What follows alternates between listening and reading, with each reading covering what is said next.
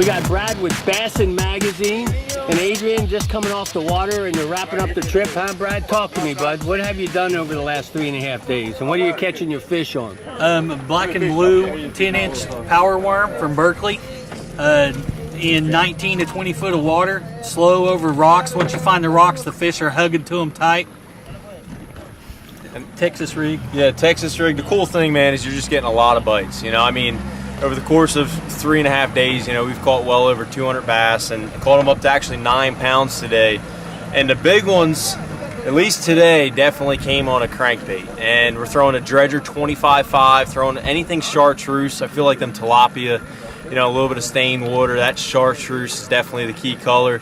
And man, it's a great time here on El Salto, catching a lot of bass, and any cast can be a 10-pounder. It's next. You guys, what were you averaging for, you know, this is the month of October. Would you say you were averaging per day, fish-wise? How many fish were you averaging a day with a morning session and an afternoon session? See, I mean, it really, so him and I, we got a group of us from Pure Fishing from Berkeley here. And so we switched up partners, but I'd say on average, you're catching roughly 30 in the morning and 20 in the afternoon. But I've caught up to 85 bass in a day, you know, so every day is a little different, but I'd say on average, probably about 50 bass. We really targeted bigger bass today than we did yesterday, where we caught 100 fish yesterday. Yeah, it really depends on how you want to look at it, right? If you're targeting numbers or big fish. But right. You guys been focused on big fish, and your big fish was 9 plus? 9 even, it was. And yours, sir? 7.7 on the scale. Black and blue, the famous black and blue 10-inch Berkeley. Power worm. And yours as well, big fish? Yeah, I mean, my big fish actually came on a crankbait, the Dredger 25.5. It's a brand new crankbait by Berkeley. And like I said, I'm throwing this one right here. And show us the talk. Let's talk about that bait for a second. I don't know if you can see it close up, but a little bit about this bait. I mean, you can see the teeth marks from that big one this afternoon. But the great thing about this bait here is it's a 25-foot crankbait, and I don't know if you can tell, but it's a very compact crankbait. And for its size, it gets down really deep.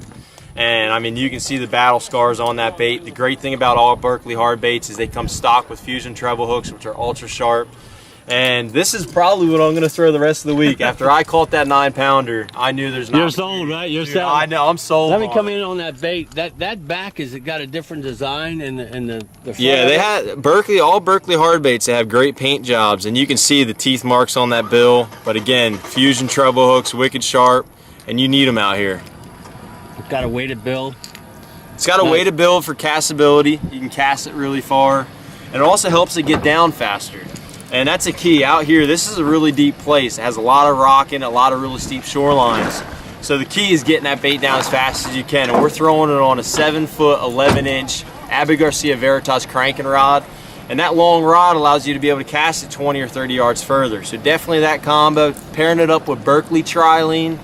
And that's my go-to setup this week. And I'm looking for that 10 this week. Hey, we're going to be on you, man. The camera's coming back at you, so get that fish so we can put it up on anglersin.tv. We appreciate you fishing with Anglers In.